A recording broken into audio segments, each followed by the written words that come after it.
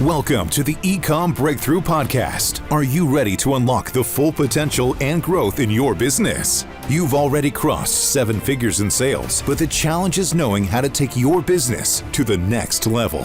Join Josh Hadley, an 8-figure Ecomm business owner and investor, as he interviews highly successful business owners. Get ready, because you're going to learn specific actions you can take today to help your business reach its full potential and leave a lasting impact on the world. Welcome to the Ecomm Breakthrough Podcast. I'm your host, Josh Hadley, where I interview the top business leaders in e-commerce. Past guests include Steve Simonson, Kevin King, and Stephen Pope. Today, I'm speaking with Dr. Travis Zigler of Profitable Pineapple Ads, and we will be talking a lot about how he exited his brand, how he created his new Amazon PPC agency, and the latest tactics and tricks that he has been implementing to increase organic sales on Amazon with his clients. This episode is brought to you by Ecomm Breakthrough Consulting, where I help 7-figure companies grow to 8 figures and beyond. Listen, Travis, I started Hadley Designs back in 2015, and I grew it to an 8-figure brand in 7 years. However, I made a lot of mistakes along the way that made getting to that 8-figure mark take a little bit longer than it could have been. There were times where I doubted whether our business could even survive, or if I could become a real brand owner and a leader, a CEO of a business. I wish I would have had a guide to help me grow faster and avoid a lot of those stumbling blocks. If you've hit a similar plateau in your business and you want to know the next steps to take your business to the next level, then go to ecombreakthrough.com. That's Ecomm with 2 M's to learn more.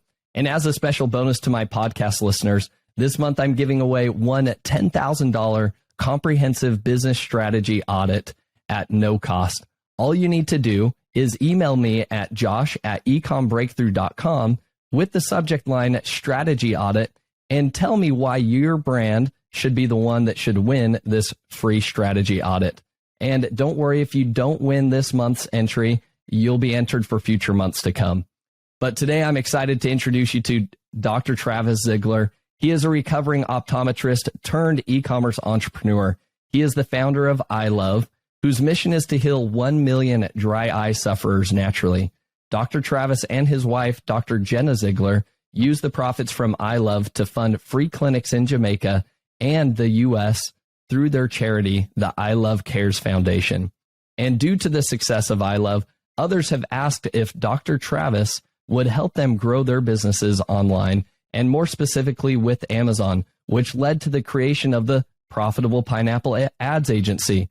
Well, why pineapple? Well, why not?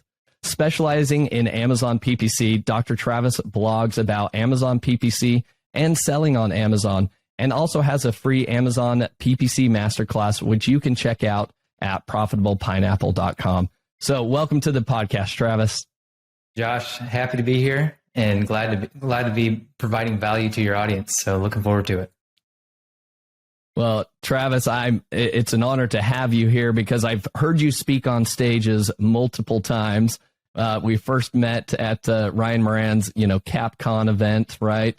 And then I heard you speak there at the $1 Billion Seller Summit, then ran into you again at the Sell and Scale Summit recently. And so it's fun to see you frequently. And the knowledge that you continue to share is, I don't know, let's say it's floored me each time, so much so that I was like, I got to have this guy on the podcast. And I'm looking forward to, our listeners hearing about your journey and the latest tactics that you've been implementing and wicked smart strategies, honestly, with blogs and PPC to boost organic sales. So I'm excited to have you on, and let's go ahead and dive straight in, Travis. Why don't you tell us about iLove? This is a brand you've exited. So tell us, how did iLove get started? How did you grow it to a point where you were able to exit the business, and maybe walk us through that journey a little bit? Now, I will get into that, but I do want to throw some appreciations your way too, because you made me sound all good because I was speaking up on stage. But at the last $1 Billion Seller Summit in 2022, Josh and I went head to head in a hack competition, and Josh out-hacked my hack and won the $2,500. So don't take anything away from you as well. So you got to throw a little brag in there too for yourself.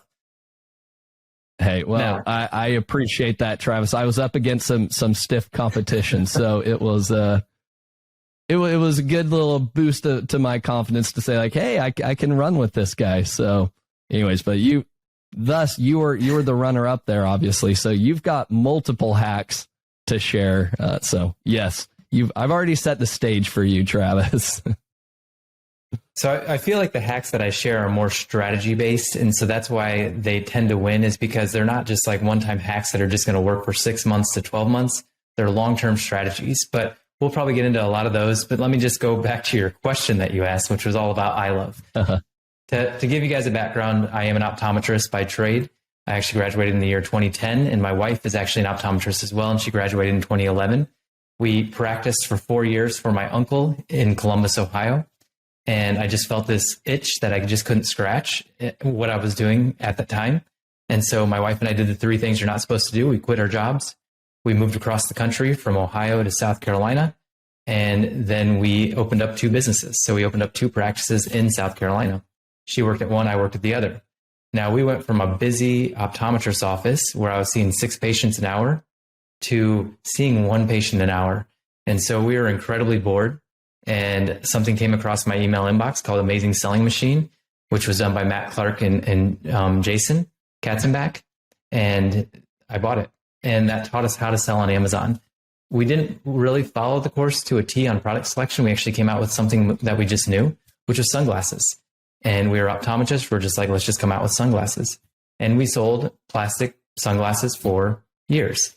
Built that up to about a $3 million company before we pivoted. And the reason we pivoted is because we didn't really have any fulfillment with selling pieces of plastic to people. Yeah, it's good. It's fun. Some people do great at branding, like Ray-Ban, like Gooder sunglasses. Those are both great brands of sunglasses, but we just didn't feel the urge to build that up even more. So we pivoted into the dry eye space, and we started building a dry eye audience without ever having a product to sell. And we started doing that in about 2016.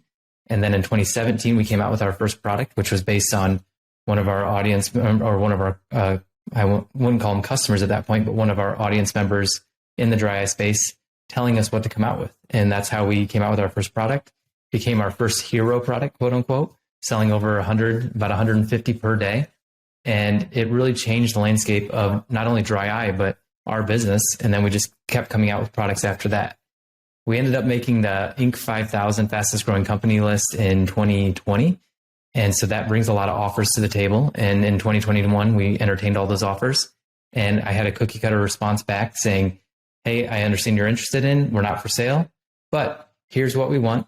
Here's what we want to do. So we wanted a cash payment, of course, like everybody does. We wanted to roll over some equity into the bigger brand. And we wanted to stay a part of it because we knew that this could grow to something much bigger. And we wanted to be a part of it. And we wanted to find a strategic partner that could help us grow that. And so a lot of people laughed at that until one person didn't. And actually at the same time, 2 people didn't. And we had not really a bidding war, but we were going back and forth between the 2. And we ended up settling on the one because they know the wholesale model of the eye care space. We know the direct to consumer side. And so it was a marriage that was really good because we could do all their direct to consumer. They could do all our wholesale. And here we are a year and a half later. I'm still president of the company. My wife's still vice president. And our contract is starting to phase out. And we'll probably not be involved as much anymore come the end of 2022, 2023. Not really sure there. And then we will hopefully still be the agency that runs their direct-to-consumer line. So we still want to see the business succeed because we believe in the product and we know how much it can change lives. So that is a brief summary of a 7-year journey, all tied up in a nice little package for you. Easy breezy. It was just rainbows and sunshine the whole way through. Sure. Now, Travis, I love that. So talk to me a little bit more about, your first product that you kind of selected with dry eye sufferers. Is that because you were an optometrist and you were looking at the issues that people were experiencing in your clinics and that's where you went? It wasn't necessarily like, hey, I saw this opportunity on Amazon. Is that right? Yeah, so that's a great question. So we sold products in our clinics. We had a very geriatric clinic. The funny thing is we actually wanted to come out with a pediatric clinic. Instead, we got geriatrics because we moved to South Carolina, very aged demographic there.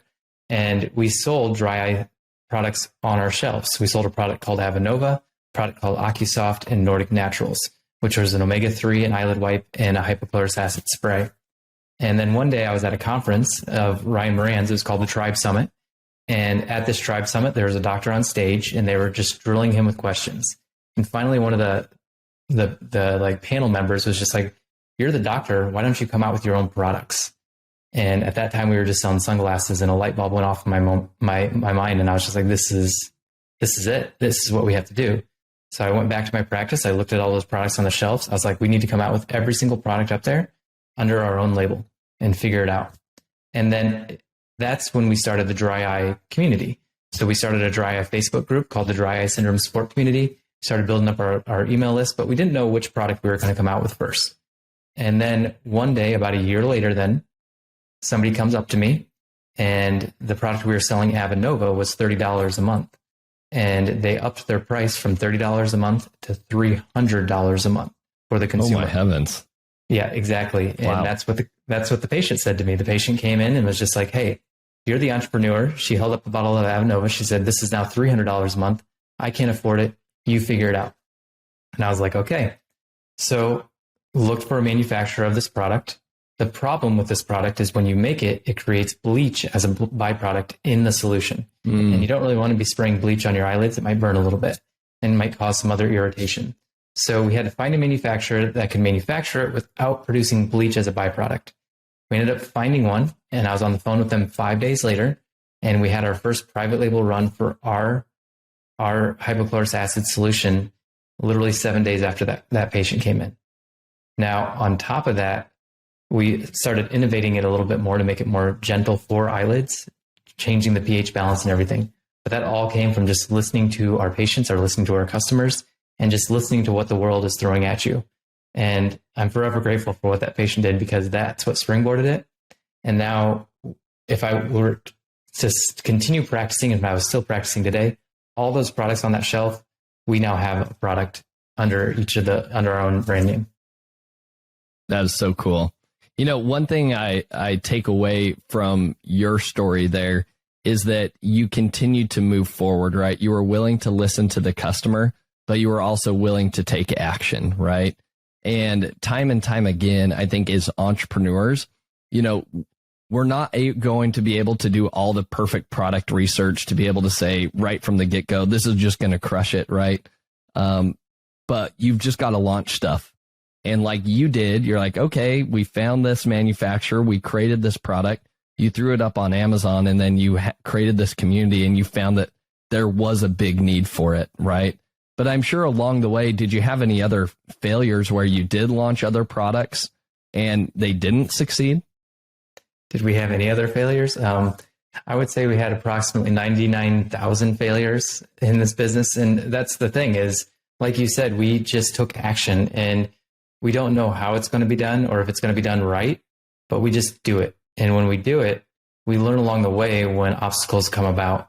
So yeah, we've had multiple failures, not just with product launches, but we've launched a lot of things in the sunglass space. So most of our sunglasses failed, but the ones that succeeded drove that company to a $3 million success.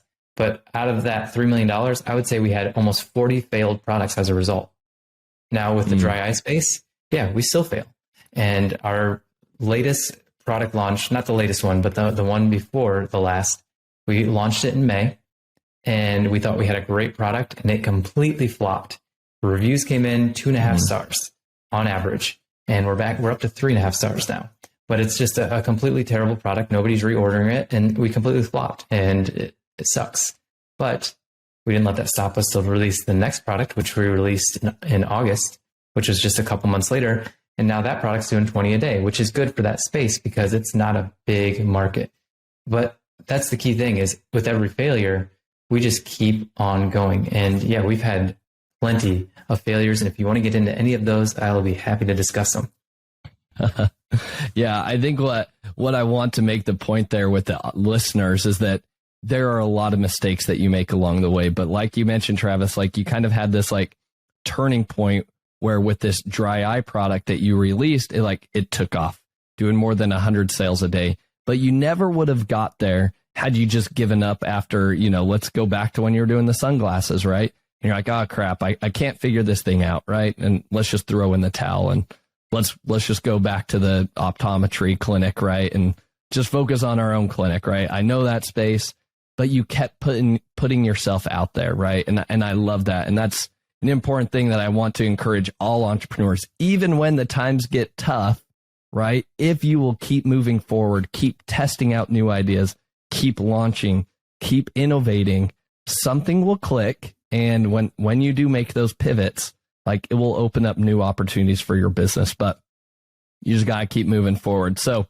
Travis, we could talk about the, successes and failures there for, I think, all day long. And both you and I could share a lot of stories there, but I would love to learn more about your exit a little bit more, because as I've talked with you in the past, you were very clear with what you wanted out of your exit. You weren't just like, hey, I just got to offload this brand immediately. I just want a big payday. Like, you were very specific with what you were looking for. Tell us about your experience. Like, how did you know when it was time to sell your brand? And what were you looking for? Yeah, we got That's what we wanted. How did you know it was time? Yeah, so we got exactly what we wanted. And that's the reason we sold when we did, because like I stated before, we were not for sale. And we had made the Inc. 5000 fastest growing companies list. And there are people that just look at that list and then find somebody to reach out to in that company and make an offer, because they realize that they're growing fast and they can probably pour fuel on that fire, which is why they reached out to us. And that's why we got an email pretty much every week, which is what prompted me to say, okay, what do I really want out of this business? I want to get this product into the most hands that I can possible, because I truly believe it is the best product out there for dry eye, for blepharitis, for styes, for pretty much any meibomian gland dysfunction. Those are all eye diseases. And we knew that this product was one of the best out there on the market, and we just had to get it into more hands. So who could help me do that? That was kind of criteria number one. And it went back to our mission. Our mission was to get into the hands of 1 million dry eye sufferers, because we wanted to help them heal their dry eye naturally. And we've probably helped close to 100 to 150,000 at this point.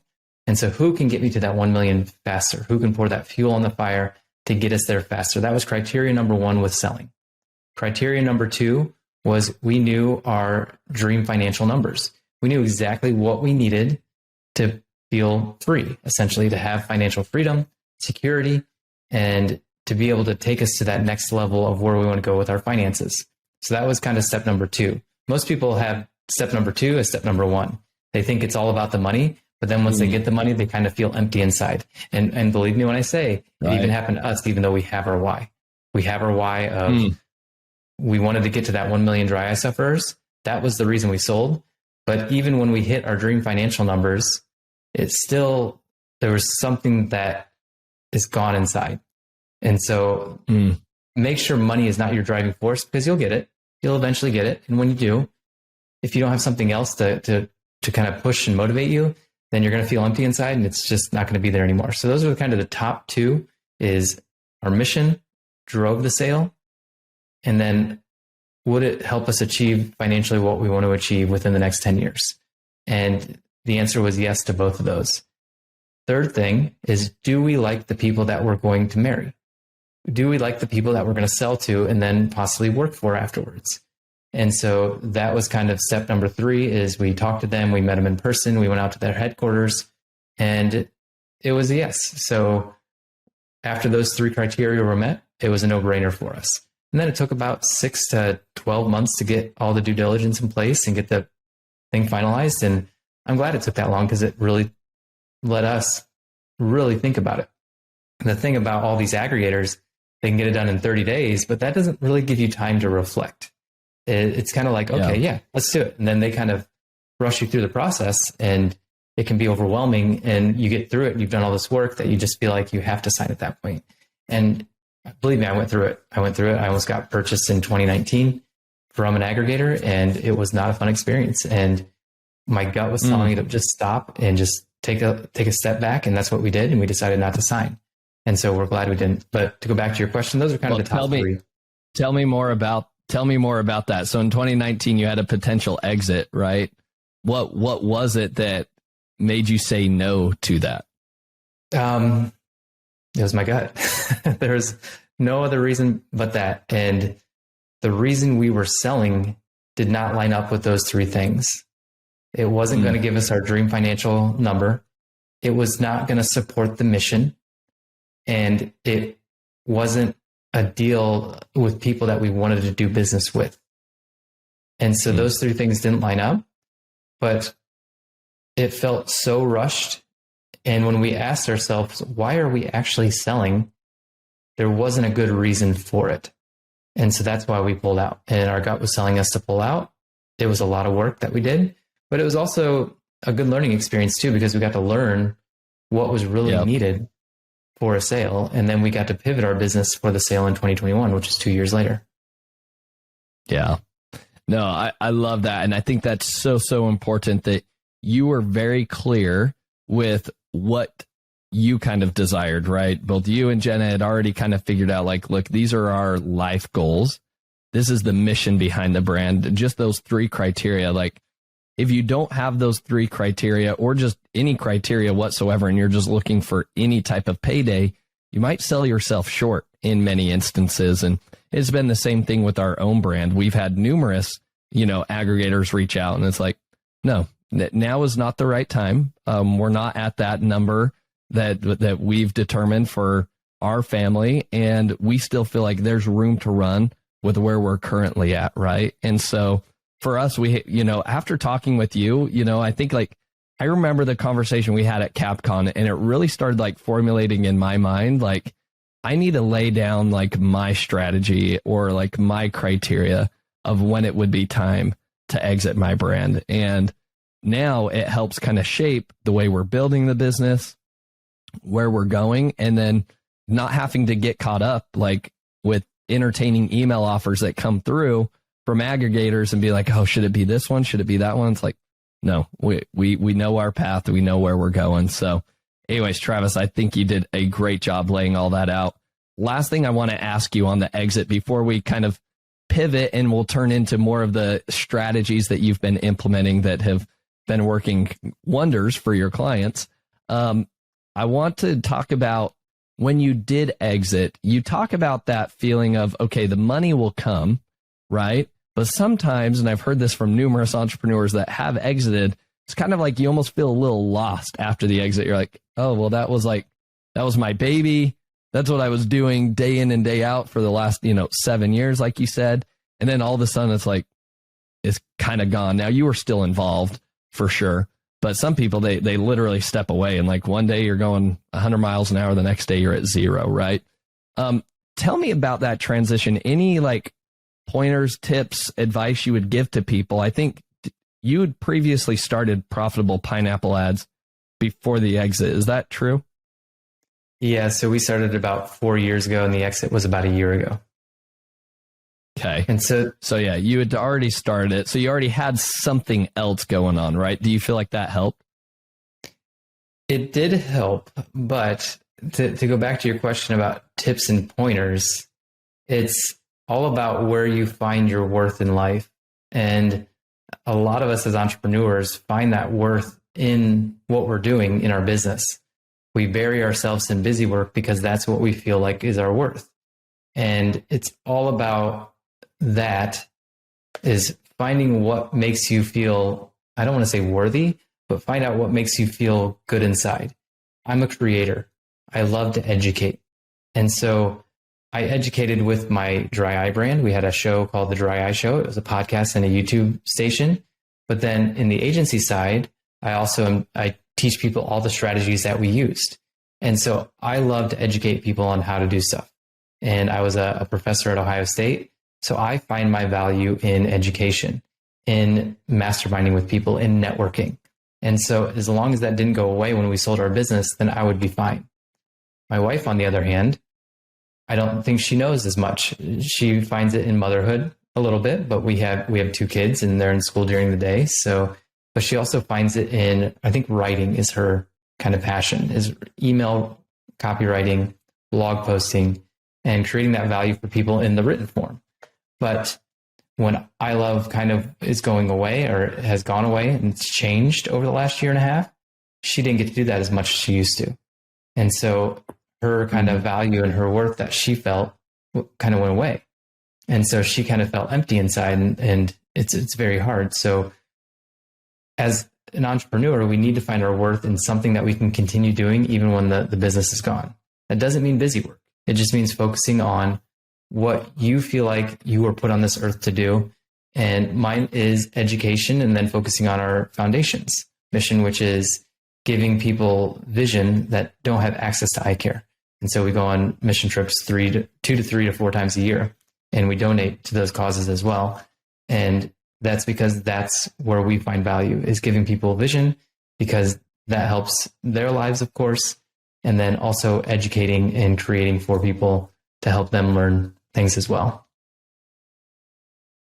I love that. I think that is some very actionable and well-intended advice for anybody. I think there's a great introspective questions to be able to ask yourself and get to know yourself. Like, where's your zone of genius? What is it that you are sent here to the earth to do? And how do you contribute to society in a bigger form of just your business? So Travis, I think you hit the nail right on the head. Thanks for summing that up. All right, let's pivot now, Travis, into profitable pineapple ads. Tell us why you got started in PPC, and let's talk about some of the, tactics that have been working in PPC specifically for now. And then I know you've got in the $1 Billion Seller Summit, you shared some advanced tactics about implementing blog strategies and some of that cool stuff. And so we'll get to that, but let's talk about just regular old PPC to begin with, and your journey to where it got to you right now with your agency. Yeah, so the agency was just born out of a need that we had. And again, listening to the universe and how it's coming at us and taking action on it. And so what happened was we hired multiple agencies, 7 agencies total, tried 6 softwares. Wow. This was back in 2016 and 2017. And finally, I hired a good friend of mine who had a very respectable agency and software. And I thought, I think they're going to do a great job. If they can't do it, then I got to figure it out. And unfortunately, it just didn't work out. And what I found with agencies constantly is they just spend a lot for a little return. And they always promise, yeah, it's coming. We're just getting the data. The problem is I kind of knew what to do with the Amazon PPC. So there was a lot of data already there that they didn't need to spend a bunch to get more data. And so that kind of frustrated me to the point of, I'm going to figure this out myself and do it.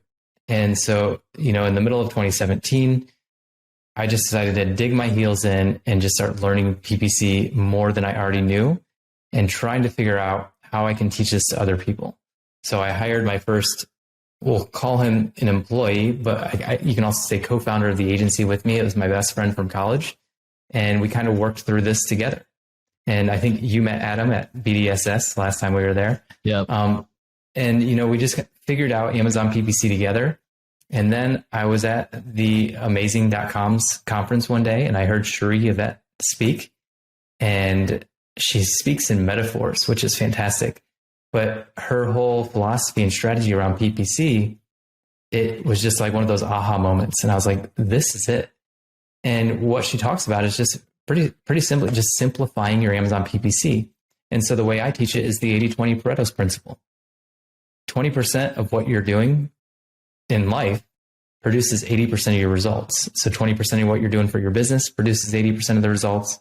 20% of your products produce 80% of your revenue.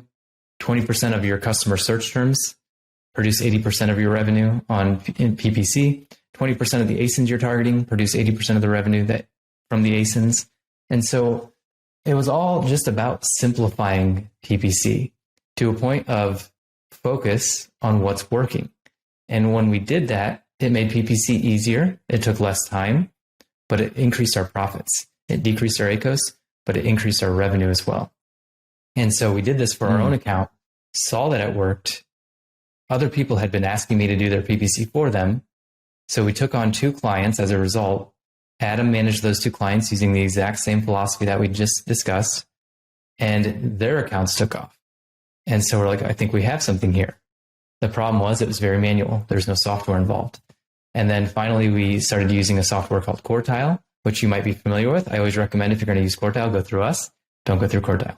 And so just please do that. But, and now we've developed our own simplified strategy using a software. So now we can scale it even more. So now we're up to about 120 clients. We have a team of about 11 people, and it's a lot of learning lessons in that too. But it all started from a need to figuring it out, to simplifying it, and then just scaling it from there. And it works incredibly well. And it's something that, you know, it's a fun journey, and I've got to do it with my best friend as well. And so we get to go to conferences together and have a good time.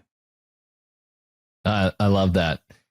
Share with us, what are some of those simple PPC strategies that you implement? And maybe you could parlay this into some case studies that you've been able to, you know, create with these 120 clients that you've worked with. Share with us, you know, what happened when they came on. What are some of those simple strategies and the account setup that you do that allowed them to improve their results? Yeah, so let's jump into just the simple strategy. So we talked about 20% of search terms are creating 80% of your results. And so what we do is we literally focus on that 20%. So let's say you have, also the 20% of products that are producing 80% of your results. The big problem that I see is most Amazon sellers are following too many different strategies, and they hear something on this podcast or this podcast and this YouTube video, and then they try to implement all that. And it's just this like smorgasbord of strategies that doesn't make sense together. And is my strategy the only way to do it? No. But if you just follow one strategy, that's the key thing. And just keep following that. And my strategy may not work for you. So then after you try mine for, let's say, 6 months to a year, go to somebody else's. So, but you got to stick to one. So once we find out the 20% of products that are producing 80% of the results, we focus on that 20% of products. So let's give a real world example. We have 10 products. 2 of them are your heroes. Focus all of your time and effort and money on those 2 products. Now you're asking yourself, what about the other 8? Aren't those going to flounder? Yes, they will, a little bit. But your energy is being spread around those 10 products, that if you just focus on these 2, your profits, your revenue will go up. And then eventually you'll take those revenues or that increased profit and then start working on the other 8 products. And so that's kind of key point number 1, is just focus on the products that are really working. Get to the other products later. Because when you focus on the products that are working, you'll take off those sales enough, get those momentum, and then you can go start putting that towards the other products. And then when you download a search term report, go ahead. Sorry, what do you mean by focus on the products that are working, right? So you've got, let's say you got 10 products, 2 that are crushing it, right?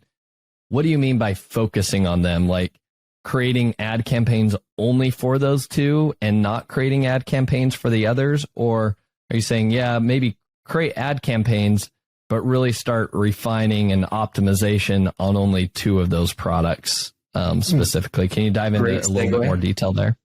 Yeah, great segue into the next step. So now we've picked our products to focus on. Now what we're going to do is make sure the listings are optimized, of course. Pictures look good. Pictures are professional. Don't get 3D renderings. Get actual pictures and get lifestyle images. Pay somebody to do some photography for them to make them look really good. That's kind of key step number 1. Make sure you have your ratings and reviews up. And then focus on the search terms. So you've probably been running advertising on those. So download that search term report, find the search terms that are winning for that product, and scale those. So what we do is we take those search terms. I am a single keyword ad campaign guy. So that means 1 keyword, 1 ad group, 1 product per campaign. And that's so we can customize the entire campaign around that specific product. So we can customize budgets, bid adjustments, and top of search placements and all that. And we can just customize the whole thing for that 1 keyword or search term, whatever you want to say, for that 1 search term, for that 1 product, into an exact match campaign. And we take all those search terms that are working and put them into single keyword ad campaigns that are exact match. So we can scale those. If your budget allows it, we then put those same search terms into broad match, single keyword ad campaigns, broad match. And so after you do that, every month, this will create new search terms that you can then continue to scale up and up and up. Does that make sense? Okay. Yep. That makes sense. Keep going. was going to say, to jump into a case study. So there was a customer that we took on, and they had, actually, I think I just did their case study. They had 10 products. 2 of them were smashing it. And so we literally scraped those words out that were working, put them into single keyword ad campaigns in both exact match and broad match. You can also do phrase if you have the budget to it, but it doesn't really matter to me that much. I mean, you can. But what happened was they almost doubled their revenue within the next 6 months, including their profits, because their ACOS went down, revenues went up, and then their other products took off as a result, because then we could start using that profit to go back after those other products. But the key thing that happens here is as you increase the sales velocity of those first 2 products, you're going to get spillover for your brand. People are going to start trusting your brand more. So they're going to search your brand name, which is then going to spill over to the other products as well. So that's going to increase those as well. And so you have the spillover effect that helps the other products too. And this company that we helped, we started with them in January of 2021, I believe. They were doing close to about $150,000 a month. By the end of June, July-ish, they were doing $300,000 a month. Last month, they did $600,000. And this is implementing other strategies as well, which we'll probably get into later, but we're now implementing our blog posting strategy. So we find keywords both in Amazon and off Amazon around the problems that our product solves. We then create blogs around those products. Then we drive Google Ads traffic to that. But we'll probably get into that a little bit more. But to take a step back, those same search terms that are working in Amazon PPC, that are your 20% that are creating 80% of your results, we'll then scrape those out and make single keyword ad campaigns in Google as well. And those will be exact match. And they'll go direct to your Amazon listing using the Amazon brand referral bonus. So now we have external traffic for that keyword. We have internal traffic for that keyword. We have organic sales, because Amazon likes sales velocity, period. That's it. That's all they want is sales velocity. Increase your conversion rate, increase your sales velocity, increase your organic rank.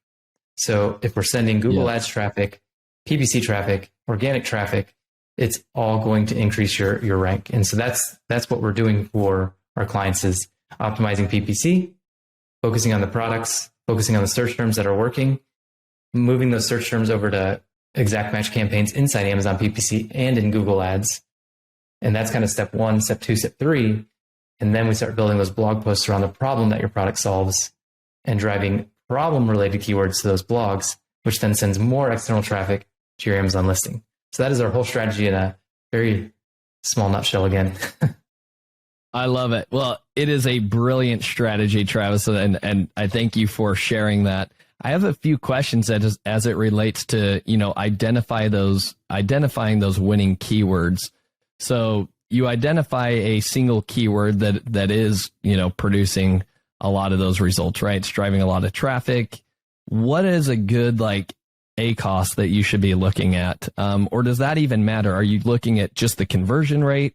Do you look at click-through rate? How do you know that a keyword is a good keyword? Yeah, that's a great question. So once you download your search term report, what we do is we sort it by amount of orders. And so you want your top orders at the top, the most orders at the top, least orders at the bottom. We delete everything with 3 or fewer orders. Just get rid of them. 2 or fewer orders if you want to be less picky, but we do 3 or fewer orders. And that will, I think our search term report is over 10,000 words. When we do that, it gets down to 500. So that's even more 80-20 than 80-20. Yeah. And that's how you identify the top search terms for your products. And then, of course, you're going to see some, once you separate them out by product, you're going to see some search terms that are just killing it on sales velocity. I'm talking 70 to 100 to 1,000 orders in that 30 to 60 month time, or 30 to 60 day time frame. And then the other ones are just kind of, 4 to 5 to 6. And those are the ones you really just want to focus all your time and effort on. Okay. But you're not necessarily worried. You're not looking at ACOS or conversion rate then too much? Yeah. So conversion rate, not so much. ACOS, yes, you can look at both. But with ACOS, what we do is if we have a word that has a lot of sales velocity, but the ACOS is a little too high, then we just try to optimize that word. We're not going to eliminate it, but we're going to optimize it. We're going to peel it off into that single keyword ad campaign. And then we're going to calculate our bid. So we're going to figure out what bid we need to get it to the ACOS that we want in order to get to in order to keep sales velocity on that keyword, but it won't be as high, of course, but to just kind of optimize it. And you just, I don't know if I want to do it on a podcast, but it's clicks divided by orders.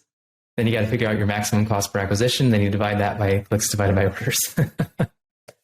There you go, people. You heard it. I hope you were taking down notes. That's one you could go back and rewind, right? And jot that down. But yeah, I think that is important. And again, I think, Travis, if people do want to dive down deeper and further on that, you have your own PPC masterclass, and we can save that for later. But I think that's important. I just wanted to dive into a couple of those strategies. Now, I am also interested. You found some winning keywords, right? You find the ones that are generating a lot of orders. Then you turn on Google Ads for those. I'm curious, do you use any software tools to run those Google Ads, or are you just doing that all yourself? We do it manually. So like within Google. Yeah. Yeah. So we do it manually because there are softwares out there. The one that's recommended the most is amped.io. That's the one that most people use. And I would say if you're on the fence on whether to use it or not, use it, because I'd rather have you doing Google Ads than not doing Google Ads, because learning our strategy has a lot of intricacies, and it takes even our account managers a pretty long time to really get a grasp of it. That's why they work on my account until they get it down, and then they go into their own accounts. And so Google Ads isn't hard to do, but there's little intricacies here and there that you want to be able to know. And Google Ads is very simple. So we have this Amazon attribution link that we get from the brand referral bonus program. And that's the link we're going to use directly to your product listing or directly to your storefront page. And we just do a maximize clicks search campaign. That's all you need to know. Maximize clicks search campaign. Because what that's going to do is it's going to maximize clicks for your budget. I recommend a $5 a day budget when you start. It will determine what to bid on that keyword to maximize the number of clicks you'll get for that $5 a day budget. And so it's not in Google's best interest to go for $5 clicks because you get one click. It wants you to get as many clicks as possible. Now, the advantage of doing those single keyword ad campaigns in not Amazon PPC, but in Google, is that you can make the ad all around that keyword. And when you do that, you're reading the customer's mind. So when they type in German chocolate and your ad says German chocolate on Amazon, buy German chocolate on Amazon, it's reading their mind. They trust Amazon. They're going to go click over to buy it. It's very simple. Let's say you have a coupon on there. Save 5% on German chocolate on Amazon. That's going to be a high click-through rate, which will get them over to Amazon. Now, the higher the click-through rate to Google is what conversion rate and sales velocity is to Amazon.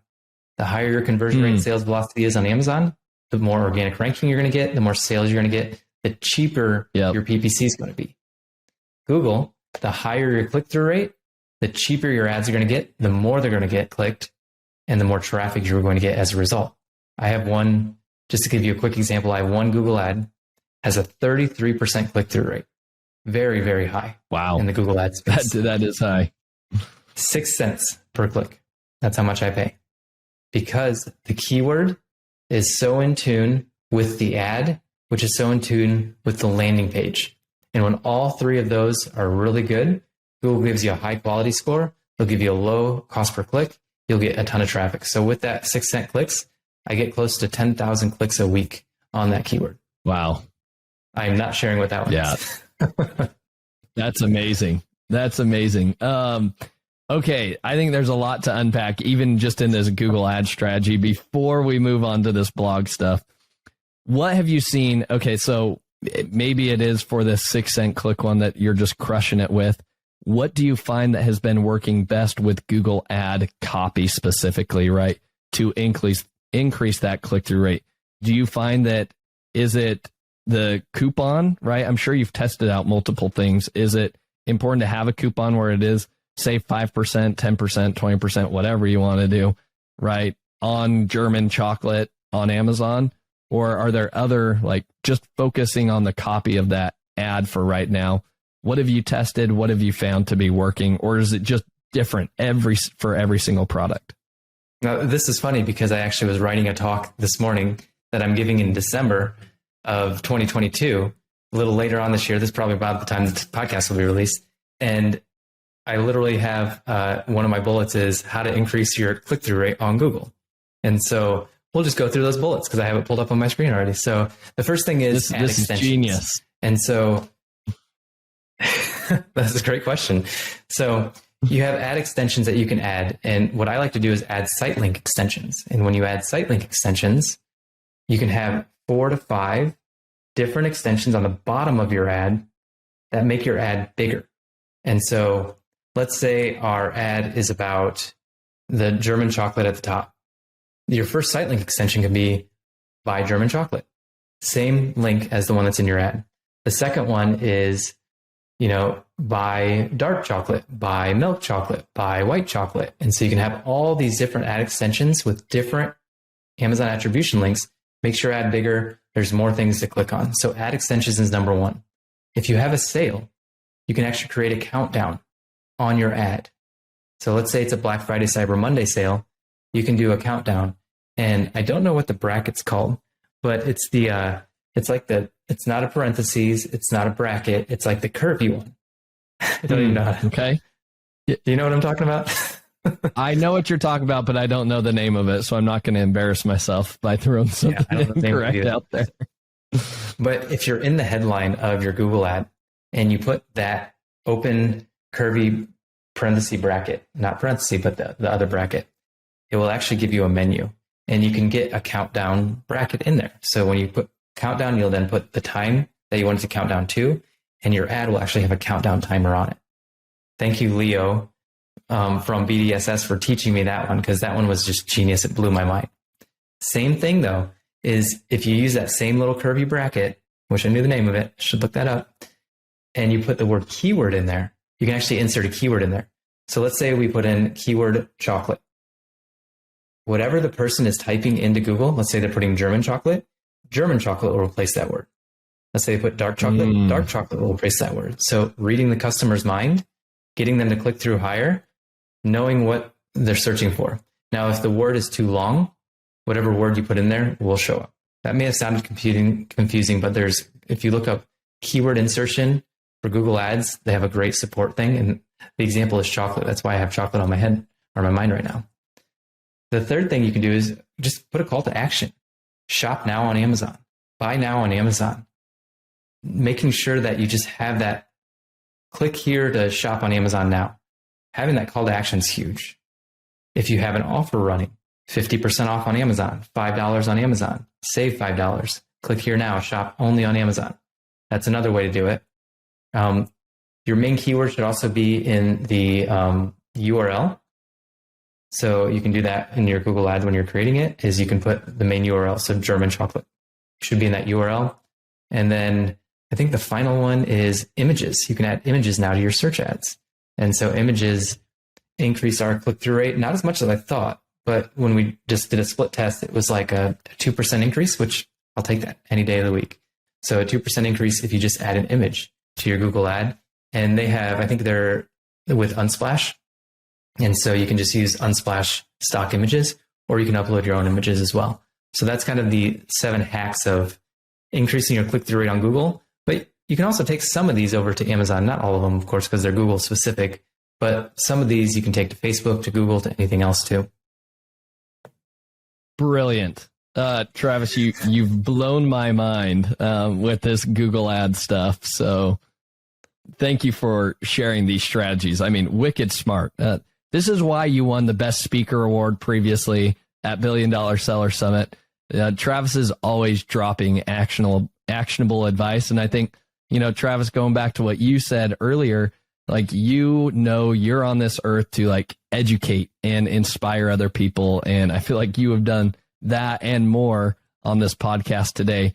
Now, we've got a few minutes remaining, but I do want to touch on that blog strategy as well. So why don't you dive into the details of this blog strategy? How are you creating blog content that's addressing a problem that the product solves and driving traffic to Amazon? And what are some results that you're seeing from there?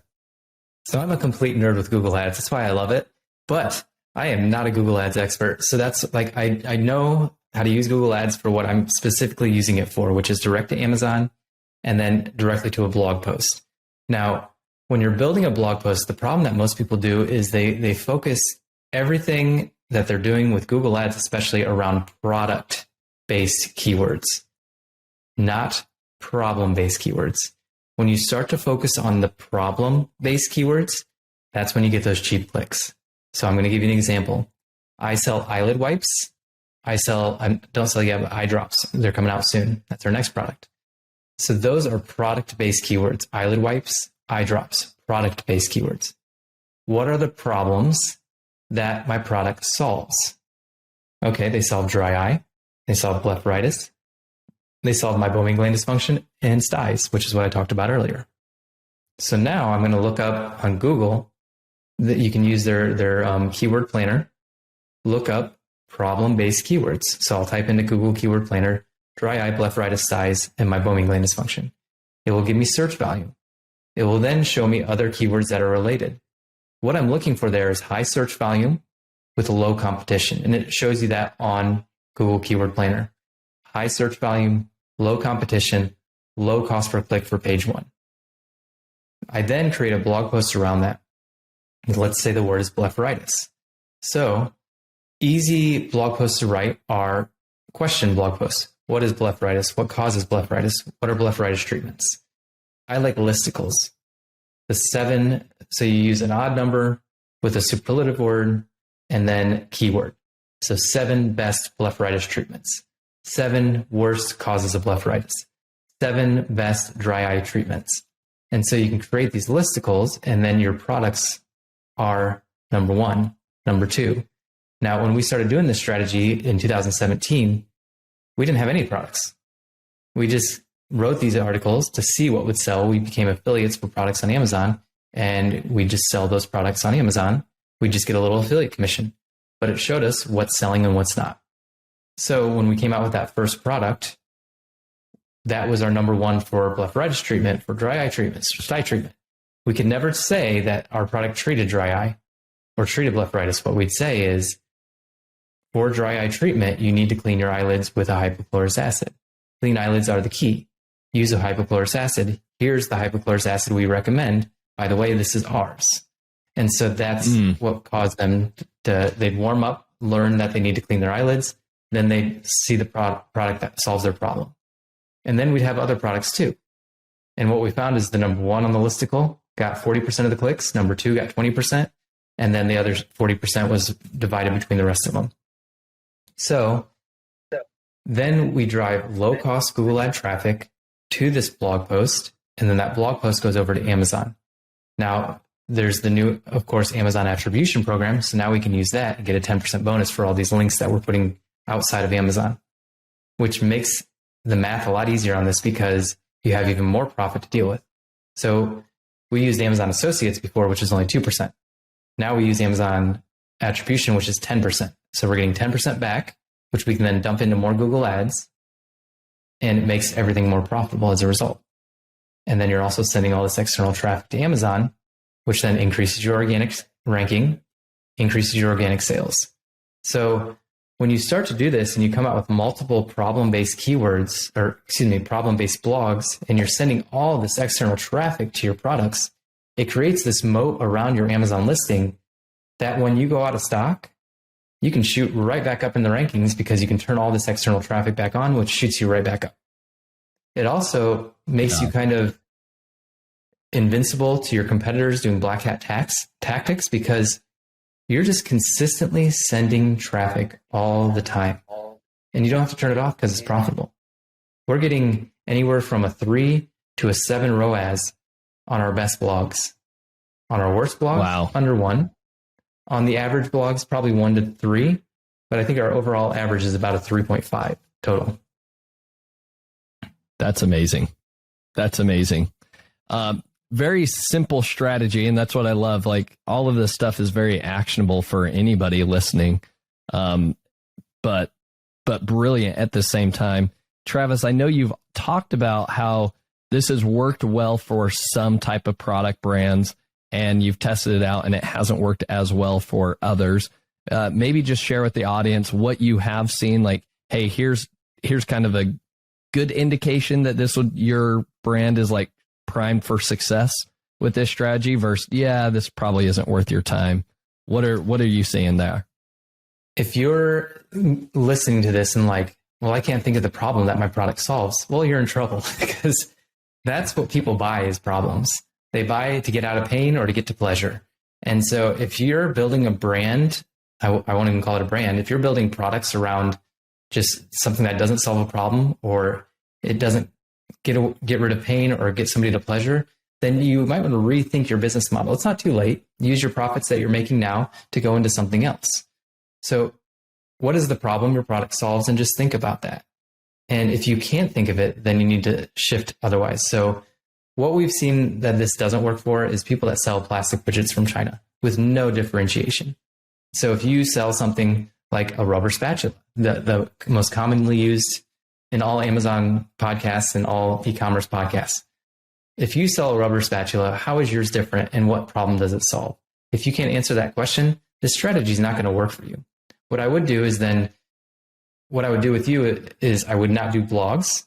I would just do direct. Google Ads, direct to Amazon. Skip the blog part because nobody wants to read about the 7 best spatulas. It's just, well, maybe, I don't know.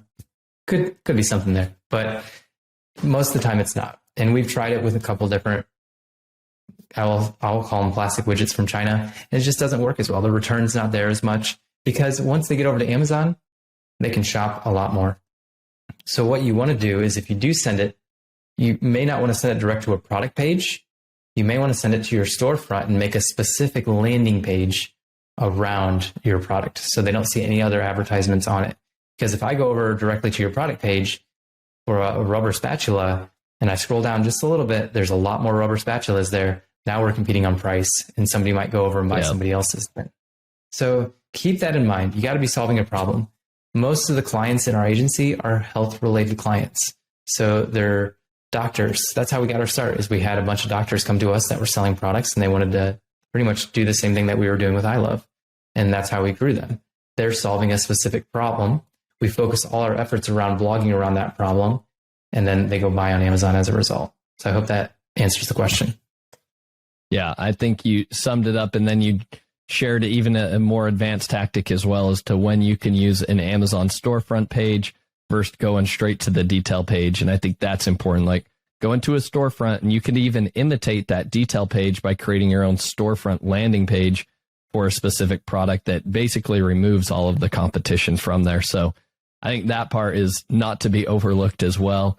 And last question I have here on that strategy for you, Travis, it also seems like if somebody's building a real brand, right, that and you're driving traffic to a blog, you could capture some emails or at least be putting a cookie on the website so that you could track those people, maybe even retarget them to build your audience. Are you doing any of that? And have you seen success in terms of building an email list of followers from blogs?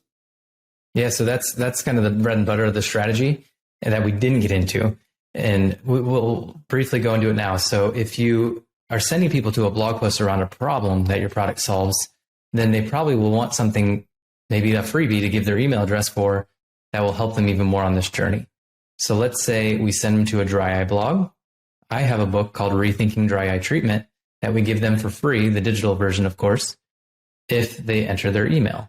We actually send them the digital version, and I don't know if we do it anymore, but we used to send them the audio version as well because we had it on Audible, but we had the file so we could send it to them. So land on a dry eye blog post. Hey, would you like our free book, Rethinking Dry Eye Treatment? Put in your email today. So we're capturing email addresses as well. After they put in their email address, we'll then go to a thank you pop-up, I should say, not a page, but a thank you pop-up. That then says our number one recommended thing to do for dry eye, clean your eyelids. We recommend using a hypochlorous acid. Here's our main product. And so it's a call to action right there, right after they enter their email address. And then, of course, the email sequence as well creates this perpetual machine as well. So with the email sequence, then afterwards, we give them what they came for, ask them to reply to that email as well. We then tell them who we are and what to expect from us. And then we just drip out all those blog posts. And that creates this perpetual machine that gets people back to your blog, and then the blog goes over to Amazon, and then they buy on Amazon. Now, why did we do that instead of get them to buy on Shopify? We went all in on Amazon, period. And you can do it on Shopify, but Shopify has a lower conversion rate. They usually have their information stored on Amazon, their credit card, their shipping address, and it's one-click purchasing. So we wanted to remove as much friction as possible, and we just wanted to get the product in their hand. But then we'll try to get them to buy on our Shopify store eventually. At the peak, our Shopify store was doing $1 million a year. And so it was doing just really well, but we weren't focusing on the Shopify store. That was all spill off from Amazon. Similar to when you focus on your top 2 products, your other 8 products will get the spill off. We focused on Amazon, which was 80% of our revenue, but 20% of our revenue came from spill off going over to Shopify. And so it's the same concept, the 80-20 concept principle. It's the same no matter where you look. Focus on what's working, and that's all that matters. Focus on that, and everything else will kind of take care of itself. So I went a little deeper in there, but then I want to also go into something real briefly. Is this didn't just work for our I Love brand. This also works for our agency. We do the exact same thing. We drive people. It's not as low cost. It costs about $1 to $2 to get a click for this area, but it's a higher ticket value. I have agency clients that are paying me thousands per month versus buying a $20 product. So we can spend a little bit more. So we drive them to Amazon PPC blog posts, and then they get on my email list because I offer them a free Amazon PPC course. And then we drip content to them, and I email quite a bit. And with that dripped content, it keeps them engaged. And eventually, when they're going to look for somebody for an agency, they'll probably come to me first as a result of just being on my email list and seeing me on videos and reading my blog posts and everything. So it doesn't just work for physical products, but also it works for agencies as well. Man, Travis, I know I'm smarter just from this conversation already today. My head is spinning with ideas. Like, I'm anxious to go start implementing some of these things today. I know I've heard them in the past, but the way you articulated them is I can go do this. And so I hope our listeners feel the same way. Now, I do want to wrap things up here, Travis. You've shared a lot of content. I love to leave the audience with 3 actionable takeaways from each episode. Here are 3 takeaways that I noted, Travis. Let me know if I'm missing anything. So I would say number 1, this goes back to the earlier conversation we had when you were exiting your brand, is I think getting very clear with who you are as a business owner and what it is that you bring to the world, right? Not only what is your, special secret sauce that you bring to the world? What is your mission that you're sent here to do? But also kind of relate that to your brand mission as well, right? Because I think you need to pair those up. It's not just about making as much money as you can, right? And if that is, then maybe do a little bit more self-reflection and try to dig into, how can I create a brand that actually has a mission to better society? Because that's the type of brands that people do want to follow. It's also the type of brands that other people want to acquire. So first and foremost, I think the actionable takeaways for everybody: do a little bit of self-introspection and identify your value to the world. Number 2 is focusing on that 80-20 principle. I think that is a huge takeaway. For our brand, we have over 1,300 SKUs. So it is very daunting to say, hey, go implement all of these blog strategies for all of our products, right? It's like, oh, I don't even know where to start. But if you just start scaling it back and be like, all right, what's my top selling product category? Let's just start there, right? And I think what you laid out so eloquently there, Travis, is even before you start driving all this external traffic and juicing up your PPC campaigns, your first thing that you talked about was hey, go make sure your content is up to snuff on Amazon. Do you have good images? Have you invested in real lifestyle photos of your products? Do you have A+ content? Do you have good copy on your listing? Because if you're just driving external traffic and even more traffic on Amazon to that listing, you're only, you're not optimizing your results there, and you're going to have to spend even more than you would if you just had an optimized listing. So once you take that, I think the final takeaway is to implement either the PPC strategy that we talked about or this blog strategy for yourself. With the blog, you're basically creating an ad, right, that is centered around a problem that your product is solving, okay? You create a blog post about that problem, and then obviously your solution to that problem is your product that you're recommending, and you invite people to go purchase that product on Amazon. So that's the way that funnel's set up. And then likewise with PPC, it's identifying those keywords that are driving most of your traffic and then lighting up those PPC campaigns as exact match, single keyword campaigns, and then doing the exact same thing on Google. So I think there's more than 3 actionable takeaways. There's probably like 6, 7 that I just listed there. But each of those, I think, go back. There's a lot of things that you can implement in your business. Choose one, focus on it, and start making take action and generate some results from there. Do you think I summed things up all right, Travis? Anything else you would add? I think you summed them up better than I could have summed them up, and I'm actually the one that said it. Well, it was easy for me to just consume and take notes. All right, Travis, as we wrap things up here, got 3 final questions for you. What has been the most influential book that you've read and why? It's always hard to say this question because it depends on what part of the life you're in.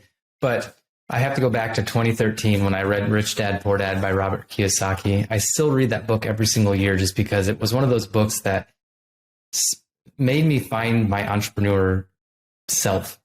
And it was kind of one of those things where I was just like, yeah, I'm an entrepreneur. I need to figure this out. And that book really pushed me forward. We actually ended up buying our first duplex right after I bought that book. So that's when we entered the entrepreneur circle. But Rich Dad, Poor Dad by far is probably the most influential book that I've ever read. Awesome. That is a good book. What is your favorite productivity tool or resource? I am a huge fan of Google Workspace and that whole suite. I never used it until about 6 months to a year ago. It was about a year ago. And we implemented it into our agency.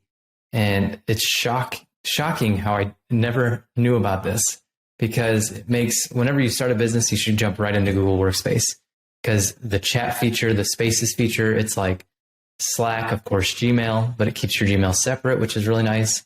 But it's like Slack, chat, video, calendar, everything all in one place. And it's just incredibly helpful to keep it all together. But it's like your free Google tools on steroids. And so we love Google Workspace. Yep.